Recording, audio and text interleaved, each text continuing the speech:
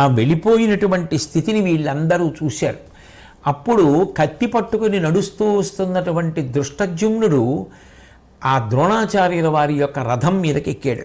ఎక్కి అరదముపైకి దాటి కుపితాత్మత ద్రోణు శవంబు కేశముల్ కరమున బెట్టమర్చికొని ఖడ్గహతిన్ మెడ త్రుంచి వైచె సత్వరముగా మాను మాను మను వాక్యముతో నరుడేగా తప్పు సుమ్మురాయనీ ధర్మజుండు దివిముట్టు నిలుంగున బిట్టదల్పగన్.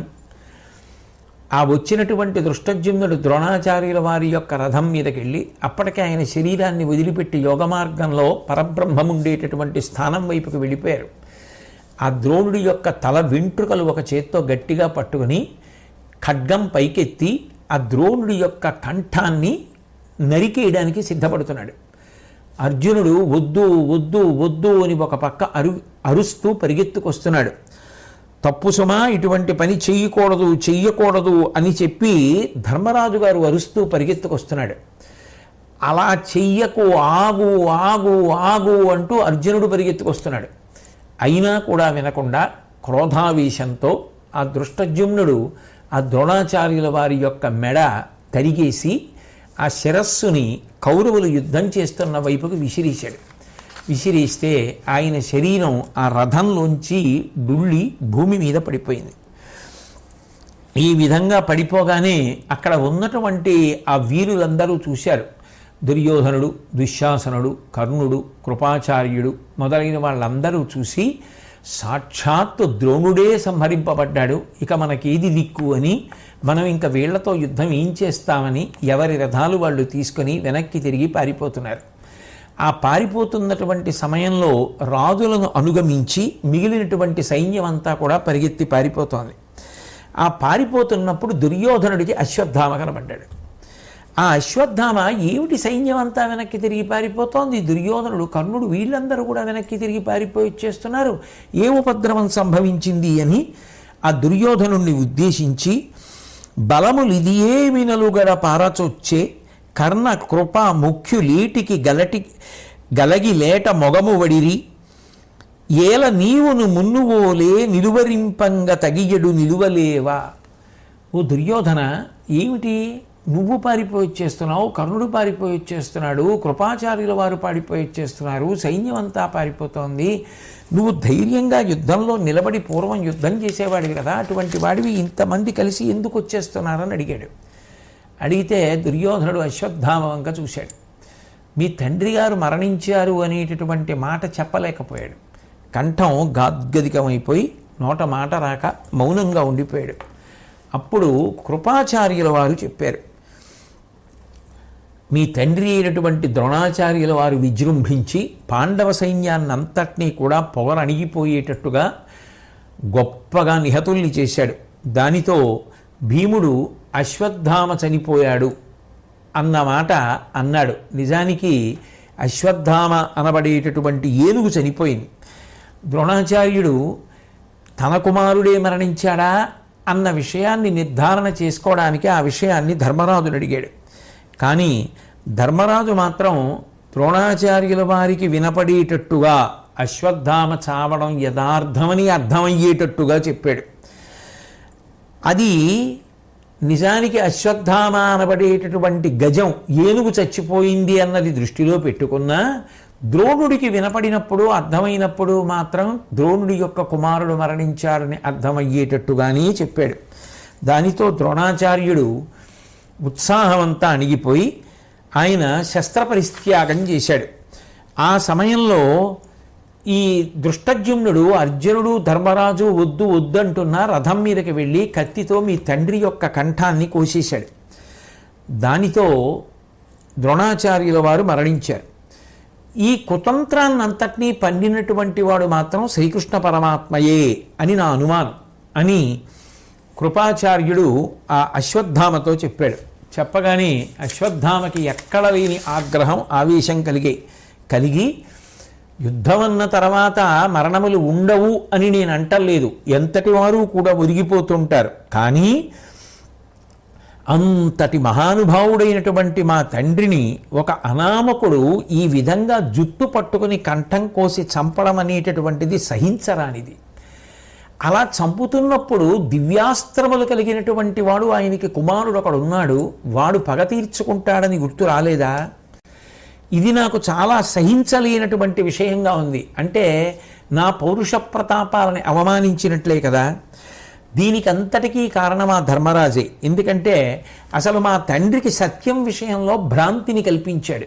కల్పించి కొంత వినపడేటట్టు కొంత వినపడకుండా ఉండేటట్టు మాట్లాడి కుమారుడు మరణించాడనేటటువంటి బాధతో ఆయన శస్త్ర సన్యాసం చేసేటట్టుగా చేశాడు అని వెంటనే అశ్వత్థామ ప్రతిజ్ఞ చేశాడు.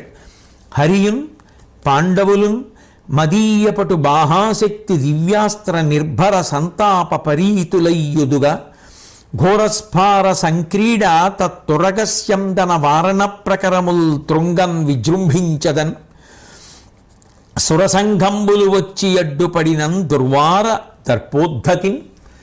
నేను విజృంభించి వేసేటటువంటి దివ్యమైనటువంటి అస్త్రముల యొక్క శక్తి వలన ఇవాళ కృష్ణార్జునులు కూడా యుద్ధభూమిలో తట్టుకోలేకపోయేటట్టు, పాండవులందరూ కూడా యుద్ధభూమిని విడిచిపెట్టేసేటట్టు, ఏనుగులు గుర్రాలు మొదలైనటువంటివన్నీ కూడా విశేష సంఖ్యలో మరణించేటట్టు పరమ భయంకరమైనటువంటి యుద్ధం చేస్తాను, నా దగ్గర దివ్యాస్త్రములు ఉన్నాయి అని చెప్పి దుర్యోధనుడి వంక తిరిగి మా తండ్రి శ్రీమన్నారాయణుణ్ణి ఉపాసించి ఆయన వలన ఒక దివ్యాస్త్రమును పొందాడు. దాని పేరు నారాయణాస్త్రం. ఆ దివ్యాస్త్రానికి అవధి లేదు. అది శత్రు నిర్మూలనంలో పరమాద్భుతంగా పనిచేస్తుంది. దాని దగ్గర ఉన్నటువంటి గొప్పతనం ఏమిటంటే వీళ్ళు వజ్జులు, వీళ్ళని చంపవచ్చు, వీళ్ళు అవధ్యులు, వీళ్ళని చంపడం కుదరదు అన్న భేదం దానికి లేదు. అది ఎవరినైనా చంపేస్తుంది. అంత శక్తి కలిగినటువంటి అస్త్రం ఎంతమందినైనా చంపేస్తుంది. కాబట్టి అంత గొప్ప అస్త్రం నా దగ్గర ఉంది. కాబట్టి మా నాన్నగారిని వాళ్ళందరూ కలిపి అట్లా చంపారు కాబట్టి నేను ఆ అస్త్రాన్ని ప్రయోగిస్తాను ఇప్పుడు. దాని వలన పాండవ సైన్యం అంతా కూడా నిశ్శేషమైపోతుంది అని చెబితే దుర్యోధనుడు చాలా సంతోషాన్ని పొంది మళ్ళీ శంఖాలు పూరించుకుంటూ వాళ్ళందరూ కూడా యుద్ధానికి తిరిగి వస్తున్నారు. ఆ సమయంలో ధర్మరాజు ఆశ్చర్యపోయాడు. ఇది ఇప్పుడే కదా ద్రోణుడు నిహతుడయ్యాడు, ఇప్పుడే కదా అందరు అటువైపు పారిపోయారు, పారిపోయిన వాళ్ళు మళ్ళీ ఏ ఉత్సాహాన్ని చూసుకుని ఇంత గొప్పగా శంఖాలు పూరించుకుంటూ యుద్ధానికి వస్తున్నారు అని ఆ ధర్మరాజు గారు అర్జునుడితో ఈ ప్రశ్న వేసి ప్రస్తావన చేశాడు.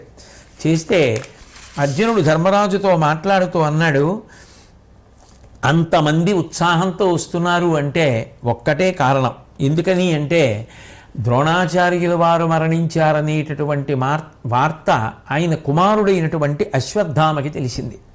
అశ్వత్థామ సామాన్యుడైనటువంటి వ్యక్తి కాడు, దివ్యమైనటువంటి అస్త్ర సంపద కలిగినటువంటి వాడు. దానిని మించి బాహుబలం, అతిమానుషమైనటువంటి పరాక్రమము కలిగినటువంటి వాడు. అటువంటి వాడు తండ్రి మరణానికి ప్రతీకారం తీర్చుకునేటటువంటి ప్రయత్నం చేస్తాడు. అసలు ఆ అశ్వత్థామ అన్న పేరు తండ్రి అయినటువంటి ద్రోణాచార్యుల వారు పెట్టినటువంటి పేరు కూడా కాదు. అతని యొక్క పుట్టుకయే చాలా ఆశ్చర్యకరమైన పుట్టుక అంటూ అర్జునుడు ధర్మరాజుతో మాట్లాడుతూ, జన్మవేళనయాతడు చైశ్రవంబు భంగి హేషించే పృథివి కంపంబునొంద అప్పుడు అతనికి అశ్వత్థామాయని యొనర్చె పేరు జనములు వినన శరీరవాణి. ఆ పిల్లవాడు పుట్టినప్పుడు దేవేంద్రుడి యొక్క గుర్రం ఉచ్చైశ్రవం ఎలా సకిలిస్తుందో అలా అరిచాడు.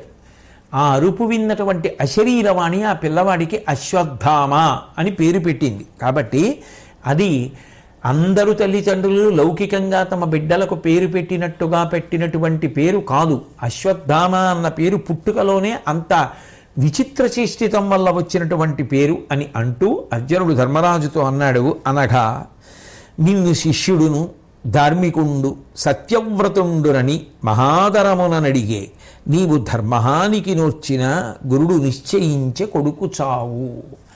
అన్నయ్య, నేను ఒక్క మాట చెప్తాను. గురువుగారు తన కుమారుడు నిజంగా మరణించాడా మరణించలేదా అని నిర్ణయించుకోవలసి వస్తే నిన్ను అడిగాడు. ఎందుకు అడిగాడు? ఒకటి, నువ్వు శిష్యుడివి కాబట్టి గురువుని వంచన చెయ్యవనుకున్నాడు. 2, ధార్మికుడివి, ధర్మం తప్పవు కాబట్టి నువ్వు అసత్యం ఆడవనుకున్నాడు. సత్యవ్రతుండవు, అసత్యం ఆడకుండా ఎప్పుడూ సత్యము పలికేటటువంటి వాడివి కాబట్టి నువ్వు చెప్పేటటువంటి మాట నమ్మవచ్చు అని గురువైనటువంటి ద్రోణుడు నిశ్చయం చేసుకున్నాడు.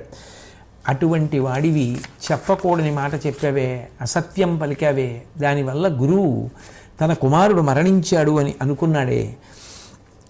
చలమగొని ఇట్లు వడయగవలయుని రాజ్యంబు దీని వచ్చిన కలిమిం కలుగునే పెంపు పేరును విలియైతిమి లోకమునకు వేయును నేలా. అన్నయ్య, ఇలా వంచన చేసి మోసగించి గురువుని చంపి సంపాదించుకున్నటువంటి రాజ్యం మనకి ఏ విధంగా గౌరవాన్ని తీసుకొస్తుంది? నిజానికి నువ్వు చేసినటువంటి పని వల్ల మనందరం కూడా గౌరవాన్ని కోల్పోయాం అని, ఓ ధర్మరాజా, నువ్వు ఇలా చెయ్యకుండా ఉంటే బాగుండేది. నువ్వే కాదు, ఆ దృష్టజ్యుమ్నుడు కూడా గురువుగారి యొక్క కేశగ్రహణం చేసి జుత్తు పట్టుకొని కంఠం తరిగేస్తున్నప్పుడు వద్దు వద్దు ఆపు ఆపు అని నేను అరుస్తూ పరిగెత్తాను. అయినా కూడా ఆ దృష్టజ్యుమ్నుడు కూడా వినలేదు. వినకుండా ఆయన కంఠం కోసేశాడు. ఇంత ధర్మహాని జరుగుతుంటే కొడుకైనటువంటి అశ్వత్థామ ఎలా ఓరుస్తాడు? అందుకని దృష్టజ్యుమ్నుడి మీద దాడికి రాకుండా ఉంటాడా అన్నాడు. అంటే అక్కడే ఉండి వింటున్నటువంటి భీముడు అర్జునుడితో మాట్లాడుతూ అన్నాడు, అడవల నుండు తాపసుల ఎట్టుల పల్కెదు రాజనీతి ఇట్టొడబడి చేయవచ్చి వధకొల్లమి ఒప్పునే ధర్మనిష్ట ఎక్కడ కలదు ఆ సభన్ ద్రుపదకన్యక పాటున కిట్టి వెన్నియున్ గడుకొని చేసినన్ మనల కల్మషమొందగా నిరదర్జునా. ఏమిటి మాట్లాడుతున్నావు అర్జున? నువ్వు ఏదో అరణ్యాల్లో తపస్సు చేసుకొని ముక్కు మూసుకొని కూర్చునేటటువంటి తాపసులు ఎలా మాట్లాడుతున్నారో అలా మాట్లాడుతున్నావు. యుద్ధానికి వచ్చిన తరువాత గెలిచి తీరాలి. ఆ గెలుపు కోసం అనేక మార్గాలు ఉంటాయి. ఇక మనం ఏదో అధర్మం చేశాం, అబద్ధం ఆడావు అంటున్నావు. మరి ఈ ధర్మాలన్నీ వాళ్ళకి వర్తించవా? ఒకానొక సమయంలో కపటద్యూతం ఆడి మనల్ని మోసగించలేదా? పోని మన మీద అసూయ. ద్రౌపదీదేవి ఏం చేసింది? ఆవిడ్ని తీసుకొచ్చి సభలో అంత అవమానం చేయలేదా? వాళ్ళు చేసినటువంటి అవమానాలు, వాళ్ళు తప్పినటువంటి ధర్మము దృష్టిలో పెట్టుకుంటే నిజంగా ఇంకా మనం ఇటువంటివి ఎన్ని చేసినా తప్పు లేదు. కాబట్టి దీనిని నువ్వు విడిచిపెట్టేసేయి. అరుల మన మీద నొరవడి నరుగుదేర నేము సిడిముడి పడుచుండ ఇట్టులనుట ఒప్పదు మురిసిన పుండుల నుప్పు వెట్టె ధరయ దీనికి నిన్ను నీ మందుపార్థ. ఒక పక్కనేమో కౌరవ సైన్యం అంతా ఉత్సాహాన్ని పెంచుకొని అశ్వత్థామని వెంట పెట్టుకొని వచ్చేస్తోందా?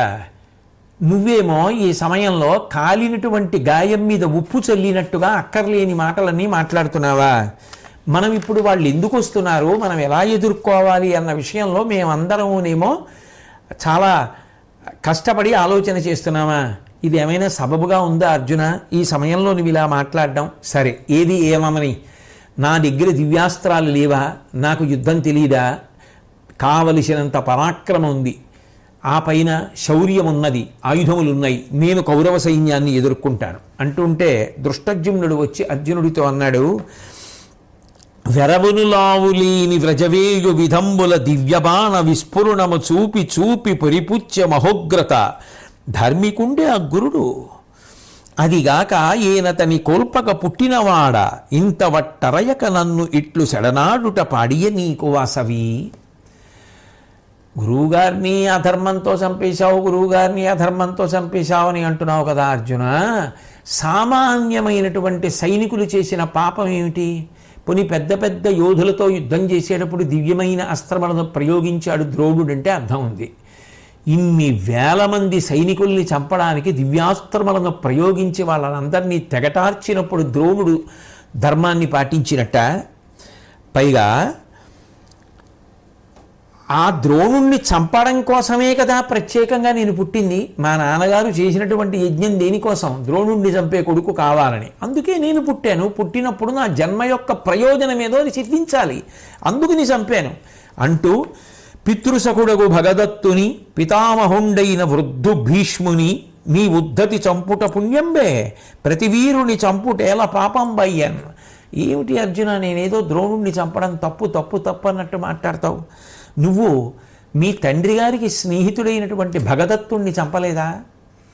కురువృద్ధుడైనటువంటి భీష్మాచార్యుల వారిని నువ్వు చంపలేదా? నువ్వు చంపితేనేమో శత్రుపక్షంలో ఉన్నారు కాబట్టి చంపినట్టా, నేను చంపితే తప్పయిందా? అలా మాట్లాడచ్చా అర్జున అని అడుగుతూ, భూనాథుడు బొంకడు వినుమేనును ధర్మంబు తప్పను, ఇది ఏటికి మిథ్యానింద, శిష్యవంచకుడైన గురుడు సచ్చే గెలువు మరి సైన్యంబున్. అర్జున, ఎందుకు నిష్కారణంగా అక్కర్లేని విషయాలన్నీ ఆలోచించి మనసులో బాధ పెట్టుకుంటావు? ధర్మరాజు గారు అబద్ధం ఆడడు, నేను ధర్మం తప్పను. అనవసరపు నిందలు మా మీద ఎందుకు వేస్తావు? నిజానికి ఆయన ధనస్సు పట్టి శిష్యుల మీద యుద్ధానికి వచ్చి శిష్యుల్ని బాధ పెట్టాడు.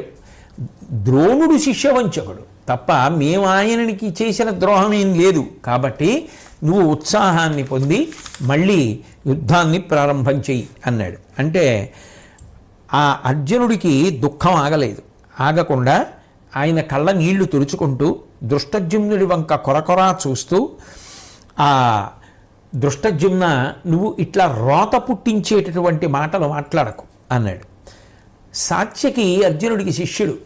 ఎప్పుడైతే అర్జునుడు ఇంత బాధపడి మాట్లాడుతుంటే అటు ధర్మరాజు, ఇటు దృష్టజుమ్నుడు, ఇటు భీమసేనుడు అందరూ కూడా అర్జునుడికి వ్యతిరేకించి మాట్లాడారో సాత్యకి తట్టుకోలేక అసలు నిజానికి నీ నాలుక చీల్చేద్దును దృష్టజుమ్న, నీ తల పగలగొట్టేద్దును అర్జునుడికి వ్యతిరేకంగా మాట్లాడినందుకు. కానీ ఇక్కడ ధర్మరాజు గారు ఉన్నాడు కాబట్టి నేను ఏమీ చెయ్యకుండా నిన్ను వదిలిపెట్టేస్తున్నాను అని సాత్యకి అంటూ, భీష్ముణ్ణి అర్జునుడు చంపాడంటావు, నువ్వు మాట్లాడిన దాంట్లో ఔచిత్యం ఉందా? ఇలా చంపమని భీష్ముడు చెప్పాడు. ఆయన శిబిరానికి వెళ్ళి అడిగితే నన్ను శిఖండి మాత్రమే సంహరించాలి, శిఖండిని అడ్డు పెట్టుకుని అర్జునుడు వెనక నుంచి బాణాలు వెయ్యాలి. శిఖండి బాణములు వేస్తే నేనెక్కడ మరణిస్తాను? పిడుగులు లాంటి బాణములు వెయ్యగలిగిన వాడు అర్జునుడు. శిఖండి ఎదురుకుండా ఉంటే నేను బాణం వేయను.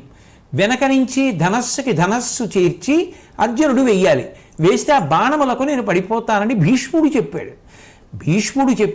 ధర్మరాజు ఆజ్ఞాపించాడు. ఇటువైపు నుండి రాజాజ్ఞ, అటువైపు నుండి భీష్మవాక్కు. అందుకని అర్జునుడు బాణాలు వేశాడు.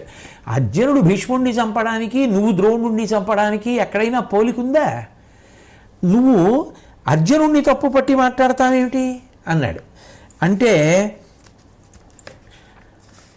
ద్రోణాచార్యుల వారిని సంహరించడంలో దృష్టజుమ్నుడు భీష్మాచార్యుల వారిని చంపినటువంటి అర్జునుడితో పోల్చుకోకూడదు అన్నది సాత్యకి యొక్క ఉద్దేశం.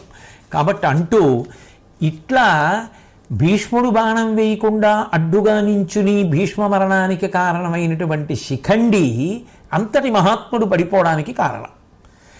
రెండు, ద్రోణాచార్యుల వారు యోగ మార్గంలో విడిపోయిన తర్వాత ఆయన జుత్తు పట్టుకుని శవం యొక్క కంఠం కోయడం అనేటటువంటిది నువ్వు చేసినటువంటి దారుణం. కాబట్టి పాంచాల వంశంలో మీ ఇద్దరూ చెడపుట్టారు, అంతేకాని అర్జునుడు అంటావెందుకు అన్నాడు. అనేటప్పటికీ దృష్టజుమ్నుడికి ఎక్కడ లేని కోపం వచ్చింది. ఆయన ఒకసారి గతాన్ని జ్ఞాపకం చేశాడు. భూరిశ్రవుడు సాత్యకి యుద్ధం చేస్తున్నప్పుడు సాత్యకి బాగా అలిసిపోయాడు. అలిసిపోవడంలో భూరిశ్రవుడు ఆ సాత్యకిని నేల మీద పడగొట్టి కత్తి ఎత్తి ఆ భూరిశ్రవుడి యొక్క కంఠాన్ని కోసేయబోతున్నాడు. ఆ సాత్యకి కంఠాన్ని భూరిశ్రవుడు కోసేయబోతున్నాడు. ఆ సమయంలో కృష్ణ పరమాత్మ చూసి తన సోదరుడు సాత్యకి అర్జునుడి వంక తిరిగి, నీ శిష్యుడు సాత్యకి మన కోసమని పరిగెత్తుకొచ్చాడు, సైంధవుణ్ణి మనం నిగ్రహించడానికి చేస్తున్న ప్రయత్నంలో తోడ్పాటు ఇవ్వాలి అని వ్యూహాన్ని భేదించి వచ్చాడు.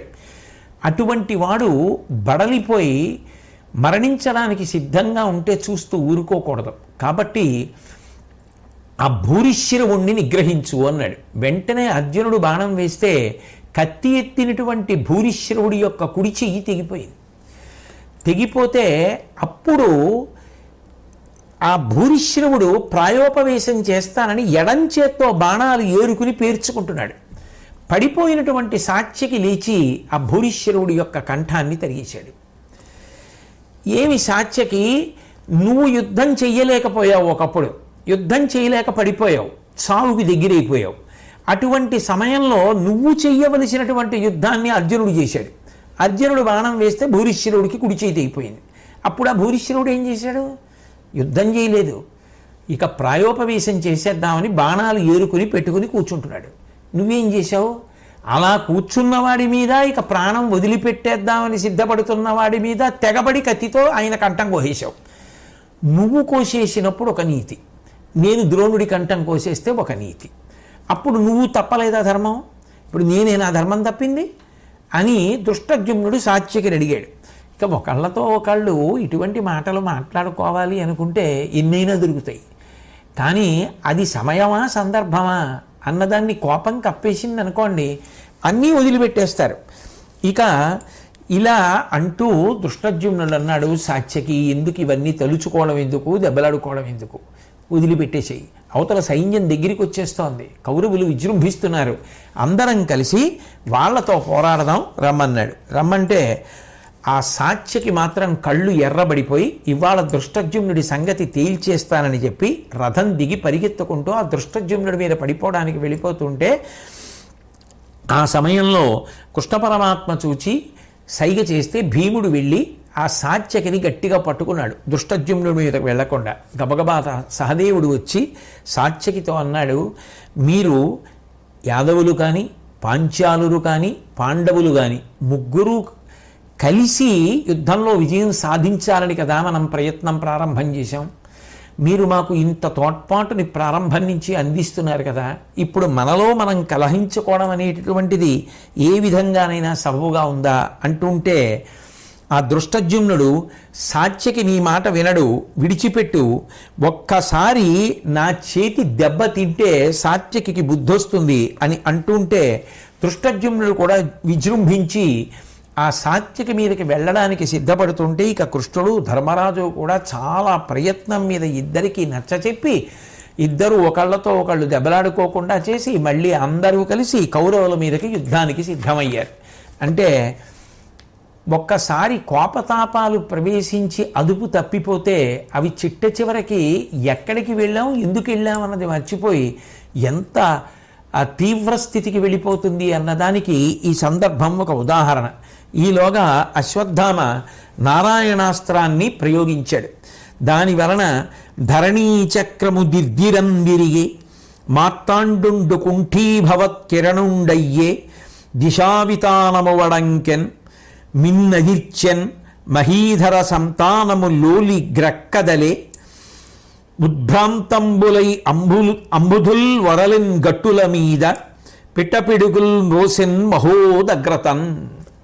ఆ నారాయణాస్త్రాన్ని ప్రయోగించినప్పుడు పంచభూతములలో కూడా భయంకరమైనటువంటి ప్రకంపనలు వచ్చాయి. భూమి అంతా కూడా చాలా తీవ్రమైనటువంటి ఉద్విగ్నతతో గిరగిరా తిరిగిపోయింది. సూర్యుడు తన యొక్క తేజస్సుని కోల్పోయాడు, దిక్కులన్నీ వణికిపోయాయి, ఆ ఆకాశం అదిరిపోయింది. మహీధర సంతానము లోలి గ్రెక్కదలి, పర్వతములన్నీ కూడా సంక్షోభాన్ని పొందాయి. సముద్రములు చెలియేలికట్లను దాటిపోయి కెరటములు వచ్చి ప్రవహించాయి. పెద్ద పెద్ద పిడుగులు పడుతున్నటువంటి చప్పుళ్ళు వచ్చాయి. ఆ నారాయణాస్త్రాన్ని ప్రయోగిస్తే అందులోంచి అర్ధచంద్రాకారపు బాణాలు, నారాచ బాణాలు, క్షురాలు అనబడేటటువంటి బాణాలు, భల్ల బాణాలు, ఖడ్గాలు ఎన్నో బయలుదేరి ఆకాశంలోంచి వర్షం కింద వచ్చి పడిపోతుంటే పాండవ సైన్యం అంతా కూడా దెబ్బతింటోంది. అయినా కృష్ణార్జునులు ఇద్దరూ కూడా మిన్నకుండి ఏమీ మాట్లాడకుండా నిలబడ్డారు.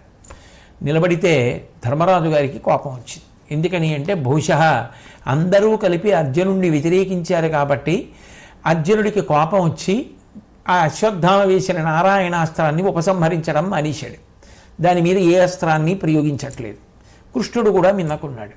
కాబట్టి మీరు మాటలు చెప్పడం కాదు, ఇప్పుడు చెయ్యండి యుద్ధం అంటున్నాడేమో అన్న భావన ధర్మరాజు గారికి కలిగి ఉంటుంది. అందుకని ఆయన అన్నాడు, ఆ సభ పాంచాలిగా శిశేయగనుపేక్షకుడై చూచే పెక్కెండ్ర కూర్చికొని బాలునభిమన్యు కూల్చే ఇంచుకవడి ఆగిన అర్జునుడగ్ని చొచ్చునను వగా మనలనాతనికి తోడ్పడ బోవ నీకాగి నెమ్మి ఇట్టి ధర్మపరుడైన కలచ సంభవుతోడ సరివచ్చుటుచితంబే ఈ వచ్చు ఉజ్వలాగ్నివలని కరిగెద మీరు మీ వాహినులను పారిపొండెక్కడేని ఆ పార్థు కోర్కి అంత సఫలత పొందెడు, అచ్యుతుండు నెట్లు తనకు రుచించతా నట్లు చేయు. ధర్మరాజు అన్నాడు, ఏదో ద్రోణాచార్యుల వారి పట్ల మనం చాలా అనౌచిత్యంతో ప్రవర్తించామని కదా అర్జునుడు ఇంత కోప్పడుతున్నాడు, ఇంత బాధగా ఉన్నాడు. అందుకే కదా నారాయణాస్త్రాన్ని అశ్వత్థామ ప్రయోగించిన పాండవ సైన్యం అంతా కాకావికలైపోతున్నా, అతలాకుతలమైపోతున్నా పట్టించుకోకుండా నిలబడిపోయాడు అని అంటూ మనసులో అనుకుంటూ, ఆనాడు ద్రౌపదీదేవిని సభలో అవమానపరుస్తుంటే ఎంతమాత్రం పట్టించుకోలేనటువంటి ఆ ద్రోణాచార్యుల వారు చాలా ధర్మాత్ముడా, ద్రౌపదీదేవి సభను ఉద్దేశించి పెద్దలను ఉద్దేశించి అడిగినటువంటి ప్రశ్నలకి పల్లెత్తు మాట కూడా ఎత్తి జవాబు చెప్పనటువంటి ద్రోణుడు ధర్మాత్ముడా, చిన్న పిల్లవాడైనటువంటి అభిమన్యుడి యొక్క విజృంభణాన్ని యుద్ధంలో తట్టుకోలేక అందరూ కలిసి చుట్టూ చేరి కపటబుద్ధితో అభిమన్యుణ్ణి సంహరించడానికి మార్గదర్శనం చేసినటువంటి ద్రోణాచార్యుడు ధర్మాత్ముడా, మరికొంతసేపు ఆగితే ఎక్కడ సూర్యాస్తమయమైపోతుందో, ఎక్కడ ప్రతిజ్ఞాభంగం అయిపోతుందో, ఎక్కడ అర్జునుడు అగ్ని ప్రవేశం చేసేస్తాడో అని భయపడి మనందరం కూడా పద్మవ్యూహంలోకి వెళ్ళడానికి ఆ ప్రయత్నం చేస్తుంటే వెళ్లకుండా మనని అడ్డుపెట్టి అర్జునుడికి అంత కష్టం కలిగితే మనమంత బాధపడుతుంటే చూస్తూ ఊరుకుని మనతో యుద్ధం చేసినటువంటి ద్రోణుడు ధర్మాత్ముడా, ఒకవేళ అవన్నీ ధర్మం అయితే అటువంటి ధర్మం మాకు అక్కర్లేదు. నేను ఇప్పుడే ఆ నారాయణాస్త్రం వల్ల చెలరేగినటువంటి అగ్నిజ్వాలలకి ఎదురు వెళ్ళిపోతున్నాను. అర్జునుడు మనసులో తృప్తిని పొందుగాక. ఆయన ఎలా కావాలంటే అలా చేస్తాడు. ఇక శ్రీకృష్ణ పరమాత్మ ఏమి చేస్తాడు అన్నది అతని ఇష్టం అని చెప్పి వెళ్ళబోతుంటే వెంటనే కృష్ణ పరమాత్మ బిగ్గరగా కంఠమెత్తి సైనికులందరినీ చూసి అరిచాడు. అంటే నిజానికి కృష్ణ పరమాత్మ కానీ అర్జునుడు కానీ ఏ విధమైనటువంటి భేదభావంతో మిన్నకున్నవారు కాదు. వాళ్ళలా మిన్నకుండడానికి కారణం ఏ యుద్ధం చేయకుండా ఉండడమే ఆ అస్త్రానికి పరిష్కారం.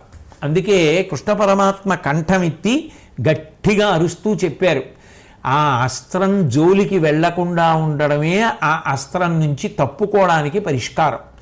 ఎవ్వరూ కూడా మీ వాహనముల మీద నిలబడవద్దు, అందరూ వాహనాల నుంచి కిందకి దిగిపోండి, అందరూ మీ చేతులలో ఉన్న ఆయుధములను కింద పడేయండి. ఆ అస్త్రం ఆయుధాలు వదిలిపెట్టేసి వాహనాలు దిగిపోయి నిలబడిపోయినటువంటి వారి ఎవరి జోలికి రాదు. ఎవరైనా వాహనం మీద ఉన్నా, ఎవరైనా చేతిలో ఆయుధాన్ని పట్టుకున్నా అగ్నిజ్వాలలు కక్కుతూ వాళ్ళని సంహరిస్తుంది.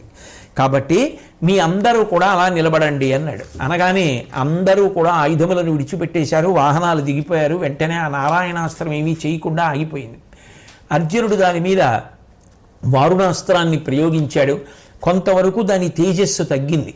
ఒక్క భీముడు మాత్రం రథం మీద నిలబడి అశ్వత్థామ నారాయణాస్త్రాన్ని ప్రయోగించినంత మాత్రం చేత మనం యుద్ధం చెయ్యకుండా చేష్టలు తక్కి నిలబడడం నాకు ఇష్టం లేదు, కాబట్టి నేను యుద్ధం చేస్తాను, మీ అందరూ కూడా యుద్ధం చేయండి అని పౌరుషవాక్కులు పలుకుతూ గదని చేత్తో పట్టుకుని ఆ రథం మీద నిల్చున్నాడు. వెంటనే ఆ నారాయణాస్త్రం అగ్నిజ్వాలలు కక్కుతూ భీముడి వైపుకి రావడం మొదలుపెట్టింది. కృష్ణార్జునుడు ఎంత చెప్పినా భీముడు వినలేదు. ఈలోగా అర్జునుడు ప్రయోగించినటువంటి వారుణాస్త్రం వల్ల తన యొక్క అస్త్రానికి కొంత ప్రభావం తగ్గిందని గమనించినటువంటి అశ్వత్థామ ఆ నారాయణాస్త్రం యొక్క శక్తిని మరింత పెంచాడు. పెంచేటప్పటికీ అది ఇక భీముడు రథం మీద ఆయుధం పట్టుకుని ఉన్నాడు కాబట్టి ఆయన మీదకి జ్వాలలు కక్కుతూ వెళ్ళిపోయింది. భీముడు ఎక్కడ సంహరింపబడతాడో అనేటటువంటి ఆదుర్దాలో కృష్ణార్జునుడు ఇద్దరూ కూడా పరుగు పరుగున వచ్చి నచ్చ చెప్పి ఈ అస్త్రానికి విరుగుడు ఆయుధం పట్టకపోవడమే అని చెప్పి చేతిలో ఉన్న ఆయుధం లాగేసి ఆ భీముడిని రథం మించి కిందకి లాగేశారు. దానితో ఆ అస్త్రం పాండవ సైన్యాన్ని చెనకకుండా అది తనంత తానుగా ఆ ప్రభావాన్ని వదిలిపెట్టి వెళ్ళిపోయింది. అప్పుడు దుర్యోధనుడు ఇంకొకసారి ఆ దివ్యాస్త్రాన్ని ప్రయోగించు అన్నాడు. అట్లా ప్రయోగించకూడదు, అది ఒక్కసారే ప్రయోగించాలి. అలా రెండో మాట ప్రయోగిస్తే ఎవరు ప్రయోగించాడో వాడి మీదకి వస్తుంది, అంటే ప్రయోగించిన వాడికే వ్యతిరేక ఫలితం వస్తుంది. కాబట్టి దాన్ని ప్రయోగించడం కుదరదు. మా తండ్రికి ఇచ్చే సమయంలో నారాయణ భగవానుడు చెప్పినటువంటి మాట, అది ఈ శ్రీకృష్ణ పరమాత్మకు తెలుసు. తెలిసినటువంటి కారణం చేత ఎవరిని యుద్ధం చెయ్యొద్దని, వాహనాలు దీపమ్మని, ఆయుధాలు కింద పడేయమని చెప్పాడు. ఎవ్వరూ మరణించలేదు. దానివల్ల తన సైన్యాన్ని కాపాడుకోగలిగాడు అని చాలా బాధపడి, ఈ కృష్ణ పరమాత్మ ఉండగా మనం ఎన్ని దివ్యాస్త్రములను ప్రయోగించినప్పటికీ కూడా పాండవ సైన్యానికి ఏ విధమైన హాని చెయ్యలేకపోతున్నామని మళ్ళీ యుద్ధాన్ని ప్రారంభం చేశాడు. ఈసారి చాలా కోపంతో ఉన్నాడు కాబట్టి ఆ పౌరుషాన్ని ప్రదర్శించడంలో సాత్యకిని దృష్టద్యుమ్నుణ్ణి ఇద్దరినీ కూడా తీవ్రమైనటువంటి బాణములతో కొట్టి మూర్ఛిల్ల చేసి ఆ విజృంభణంలో మెరిసిపోతూ అర్జునుడితో పాటుగా యుద్ధానికి వచ్చినటువంటి వృద్ధక్షత్రుడు అనబడేటటువంటి రాజు యొక్క రథాన్ని కూల్చేసి ఆయన తల ఖండించి సంహరించాడు. అలాగే చేది యువరాజుని చంపేశాడు. అట్లాగే సుదర్శనుడు అనబడేటటువంటి ఇంకొక రాజు యొక్క చేతులు కాళ్ళు నరికేసి ఆయన తల నరికి చంపేశాడు. అశ్వత్థామ భయంకరమైనటువంటి యుద్ధం చేస్తూ పాండవ సైన్యం మీద ఆగ్నేయాస్త్రాన్ని ప్రయోగించాడు. ఆ ఆగ్నేయాస్త్ర ప్రయోగం చేత అప్పటికప్పుడు ఒక అక్షౌహిణి సైన్యం నశించిపోయింది. ఇలా చతురంగ బలాలన్నీ కూడా నశించిపోయి ప్రళయాగ్ని వలె ఆ ఆగ్నేయాస్త్రం విజృంభిస్తున్నటువంటి సమయంలో అర్జునుడు బ్రహ్మాస్త్ర ప్రయోగం చేసి ఆగ్నేయాస్త్రాన్ని అణిచేశాడు. దానితో పాండవ సైన్యం రక్షింపబడింది. అశ్వత్థామకి చాలా బాధ కలిగింది. ఏ అస్త్రం ప్రయోగించినా కృష్ణార్జునులు దానికి విరుగుడు ఏదో ఒకటి చేస్తున్నారు. దానివల్ల అనుకున్నటువంటి ఫలితం రావట్లేదని చాలా బాధపడి, ఇక నేను దివ్యాస్త్రములను ప్రయోగించడం వల్ల ఏ విధమైన ప్రయోజనం లేదని, సిగ్గులేక ఇంకా ఈ యుద్ధం చేయడం ఎందుకని చేతిలో ఉన్నటువంటి ధనస్సుని కింద పడేసి తల ఉంచుకుని నడుచుకుంటూ వెళ్ళిపోతున్నాడు. ఆ వెళ్ళిపోతున్నటువంటి సమయంలో జీదొలకాడగా నేలకు ముగి లేలకో డిగ్గెననగా ముందట తోచెన్ విగత దురిత తత్వభాసుండగు వేదవ్యాసుడం మహాపురుషునకున్. వెలిగిపోతున్నటువంటి మెరుపులతో ఒక నల్లటి మేఘం ఆకాశంలోంచి భూమి మీదకి దిగొచ్చిందా అన్నట్టుగా వ్యాస భగవానుడు అశ్వత్థామకి దర్శనమిచ్చాడు. వెంటనే అశ్వత్థామ ఆ వేదవ్యాస భగవానుడికి వినయంగా నమస్కారం చేసి చాలా బాధతోటి గద్గదమైనటువంటి స్వరంతో ఆ వ్యాసుణ్ణి ఉద్దేశించి, నేను ఆగ్నేయాస్త్రాన్ని ప్రయోగించాను ఆ పాండవ సైన్యం మీద, అయినా కూడా అది పనిచేయడం లేదు.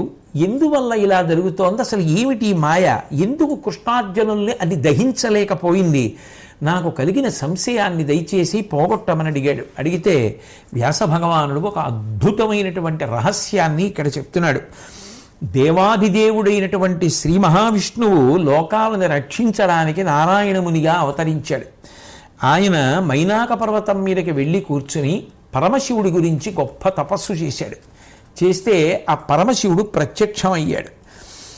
పవనాశనుడు ఊర్ధ్వబాహుండు నగుచు అన్నారాయణుండతి ఘోరనిష్ట జలుపు ఆ తపమున సంతుష్టుడై బాల శశిరేఖనొప్పారు జడముడియును శూల పినాకాది సుమహితాయుధముల విలిగిడు చేతులు విలస దుర్గ యజ్ఞోపవీత సమంచిత వక్షంబు శోభిల్లగా పొడసూపి శంభుడపుడు పద్మాక్షుడ విరూపాక్షునకు ధరాతలము జాను పాణి శిరంబులంద మ్రొక్కి నిలుచుండి నుదుటిపై మోట్పు గేలు భక్తి గదియించి ఇట్టని ప్రస్తుతించే. ఆ నారాయణ ఋషి చేసినటువంటి తపప్రభావంగా శంకరుడు ప్రత్యక్షమయ్యాడు. ఆయన ఆ నారాయణ ఋషి గాలిని మాత్రమే ఆహారంగా స్వీకరిస్తూ రెండు చేతులు పైకెత్తి చేసినటువంటి గొప్ప తపస్సుకి ఫలితంగా ప్రత్యక్షమైనటువంటి శివుణ్ణి దర్శనం చేసి మనసులో వచ్చినటువంటి పొంగు ఆగక వాగ్రూపంగా ప్రవహిస్తే ఆ శివుణ్ణి స్తుతి చేశాడు. ఆ శంకరుడు ఎంత గొప్ప స్వరూపంతో ఉన్నాడు అంటే, ఆయన ఆ బాల శిశిరేఖనొప్పారు జడముడియును, ఆ కొప్పులో ఆ బాల శిశిరేఖ చంద్రరేఖ ప్రకాశిస్తోంది. చేతిలో త్రిశూలము పినాకము మొదలైనటువంటి ఆయుధములను పట్టుకున్నాడు. అలాగే ఆ గొప్ప పావుని ఒకదాన్ని యజ్ఞోపవీతంగా వేసుకుని వెలిగిపోతున్నాడు. అటువంటి విరూపాక్షుడైనటువంటి పరమశివుణ్ణి చూసి పద్మాక్షుడైనటువంటి నారాయణ ముని నేల మీద పడి నమస్కరించి లేచి అంజలి ఘటించి ఆయనని ప్రస్తుతించాడు, స్తోత్రం చేశాడు. చేస్తూ ఈ జగత్తంతా నీ వల్లే పుట్టింది, ఈ జగత్తంతా నీ వల్లే రక్షింపబడుతోంది, స్థావర జంగమాత్మకమైనటువంటి ఈ జగత్తంతా పుట్టడానికి రక్షింపబడడానికి కారణమయ్యావు కాబట్టి నిన్ను మహేశ్వరుడు అని శృతులు కీర్తిస్తున్నాయి. అలాగే వేదములు ధర్మవాచకవాదంబులు తద్విలాసావంతంబగు ధాత్రీ దేవోత్కరము భవత్ ప్రాతుర్భావములు కావే బాలేందుధర. ఈశ్వర, వేదములు ధర్మమును ప్రతిపాదిస్తాయి, ఆ వేదములు నీ నుండి వచ్చాయి. అట్లాగే ఆ వేదములను బాగా చదువుకొని స్మృతిలో ఉంచుకొని ఆ ధర్మాన్ని చెప్పేటటువంటి వారు, ఆ వేదమునందు నిష్ణాతులైన వాళ్ళు, వేదాన్ని బాగా చదువుకున్న వాళ్ళు, ఎప్పుడూ వేదాన్ని పలికేటటువంటి బ్రాహ్మణులు ఎవరైతే ఉన్నారో వాళ్ళు నీ రూపంగా నీ నుండి సంభవించినటువంటి వారే కదా అని చెప్పి ఆ ధర్మమునకు ఉన్నటువంటి విలువ, ఆ ధర్మము యొక్క ప్రమాణమును చెప్పకపోతే తెలుసుకుని ఆచరించడం కుదరదు కదా. కాబట్టి ధర్మ ప్రమాణమైనటువంటి శృతులను అందించి దాని ప్రచారమునకు కూడా అవకాశమును కల్పించిన వాడివి.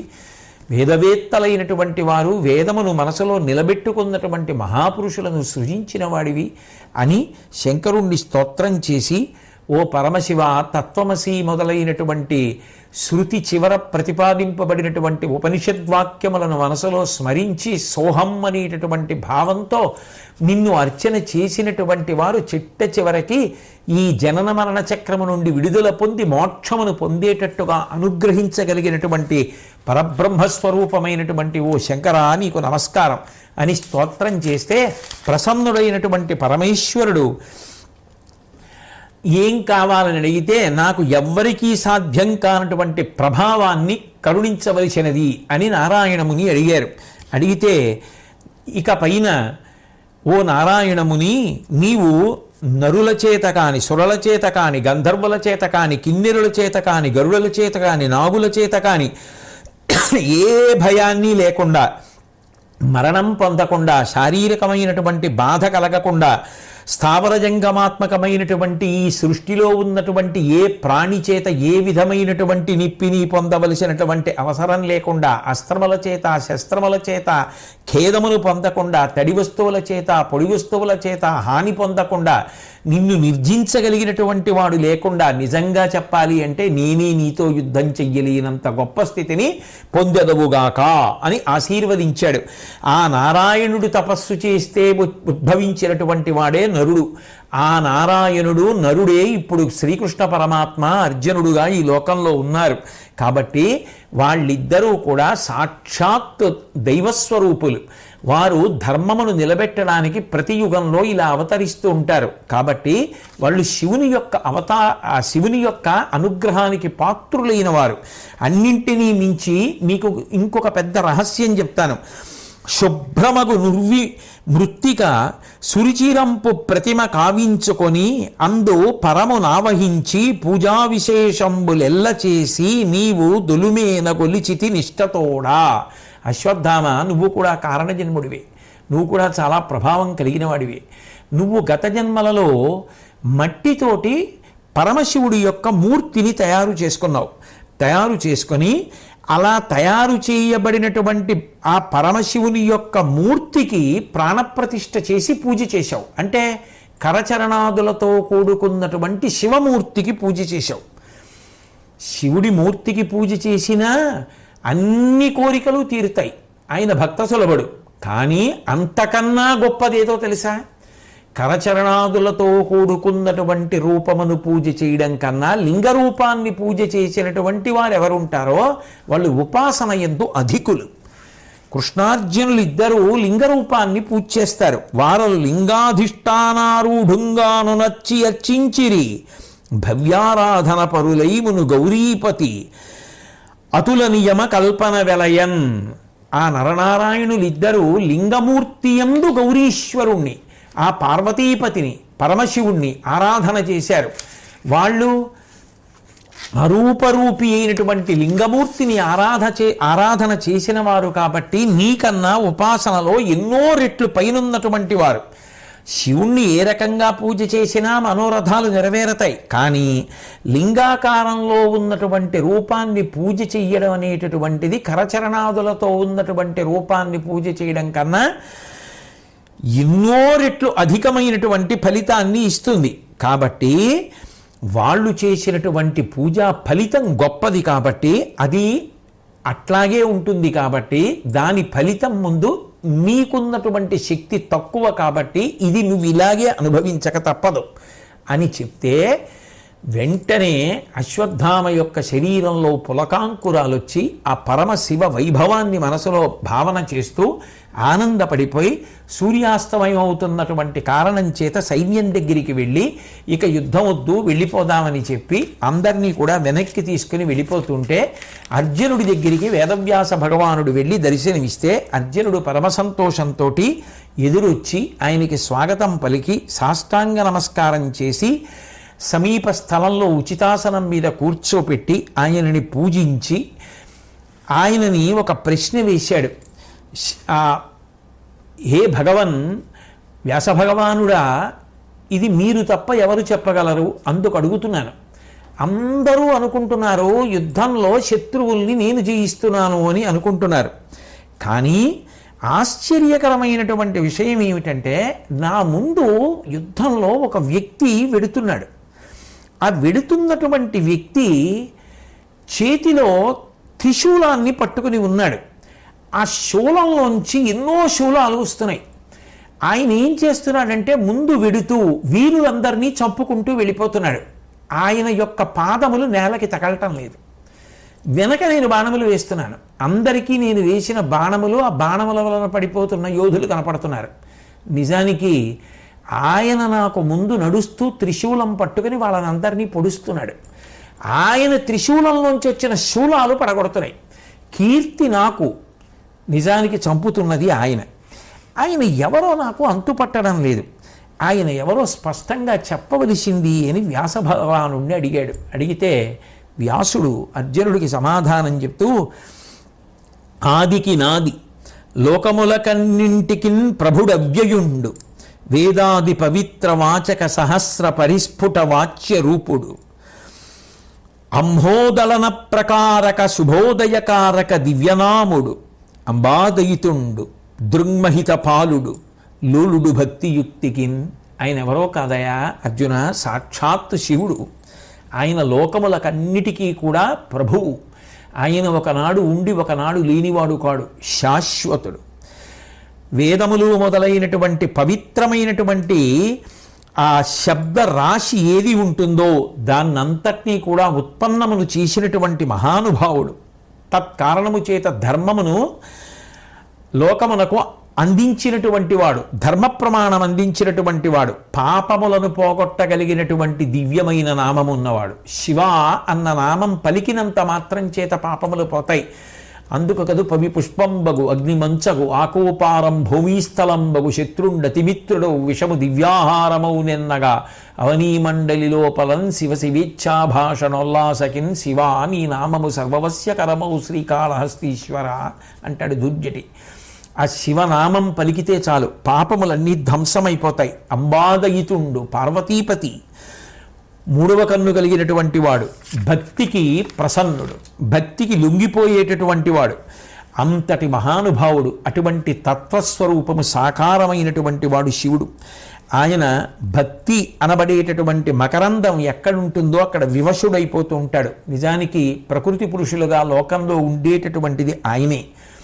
మనమందరం కూడా సుఖాలు పొందడానికి ఏ భోగ సంబంధమైనటువంటి వస్తువులను ఆశ్రయిస్తూ ఉంటామో అవన్నీ ఆయన సృష్టి వలన వచ్చినవి. అందుకే ఆయనకి ఇక మళ్ళీ ఈ విషయ ప్రపంచంతో వీటి సుఖాలతోటి ఏ విధమైన తాదాత్మ్యత లేకుండా ఆత్మారాముడై తనలో తాను రమించేటటువంటి లక్షణం ఉన్నవాడు.